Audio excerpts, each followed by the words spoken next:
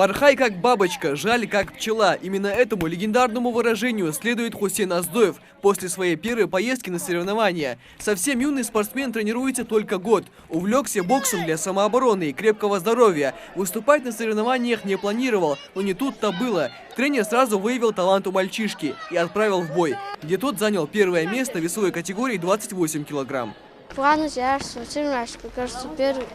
Первый бой коштал, второй читача, шинари коштал, первый мостик, шамчи бьются только мостик жах.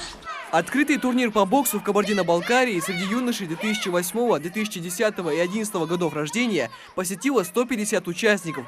22 из них представили нашу республику. Карабулак, Майская, Алиюрт и Назрань совместно отправили своих ребят для демонстрации навыков спортсменов. Все боксеры привезли с собой медали: 12 золотых, 8 серебряных и 3 бронзовых.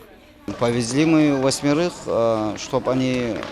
чтобы у них глаза открыли, чтобы в дальнейшем им уже легче было узнать, что такое бокс, чтобы они знали, как надо работать в дальнейшем, что надо тренироваться. Поэтому повезли туда. Пацаны хорошо поработали, 8 повезли, 5 первыми стали, 3 вторыми.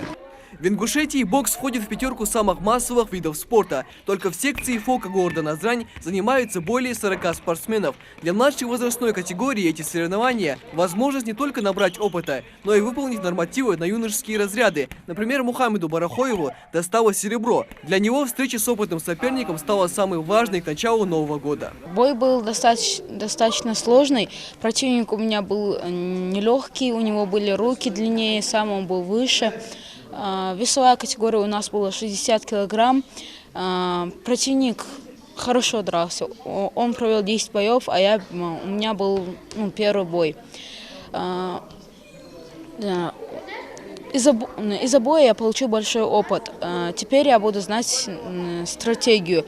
У меня будет стратегия, и я буду стремиться, чтобы реванш победить. Впереди спортсменов ждут очередные соревнования. Тренер отмечает, что перспективы у ребят огромные, и пока есть желание сражаться, они будут выступать на всех турнирах. Микаил Тангиев, Адам Гулоев, Магомед Белакиев. Новости 24.